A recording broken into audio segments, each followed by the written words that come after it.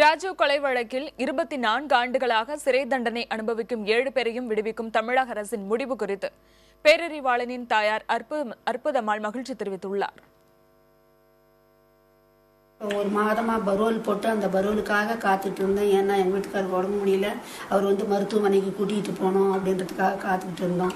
அது இன்றைக்கி நடக்கும், நாளைக்கு நடக்கும் அப்படின்னு காத்துட்ருக்கிற இந்த நேரத்தில் 7 பேருக்கும் விடுதலை அப்படின்னு இன்றைக்கி அறிவிப்பு ரொம்ப மகிழ்ச்சியாக இருக்குது. இந்த மகிழ்ச்சி எங்களுக்கு நிலைக்கணும்னா அவங்க வெளியே நின்னாதான், அந்த சிறை வாசலுக்கு வெளியே நின்ன பின்னாடி தான் நிலைக்கும். மறுபடியும் இந்த ஏமாற்றத்தை எங்களால் தாங்க முடியாது. உன்னை தாங்கின ஏமாற்றம் தான் எங்களுக்கு உடல்நிலை, மனநிலை எல்லாமே பாதிக்கப்பட்டு நாங்கள் தவிக்கிறோம். இனிமேல் எங்களுக்கு எந்த பாதிப்பும் வராதபடிக்கு முதல்வரம்மா காப்பாற்றுவாங்கன்ற நம்பிக்கையில் நாங்கள் இருக்கோம். மத்திய அரசு முன்ன குறுக்கிட்டது.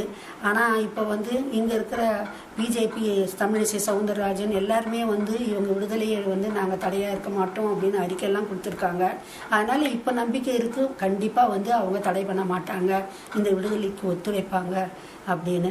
அதனால் முழுமையான மகிழ்ச்சியை நான் கூடிய விரைவில் என் மகனோட அனுபவிப்பேன் அப்படின்ற நம்பிக்கையை நான் இங்கே வெளிப்படுத்த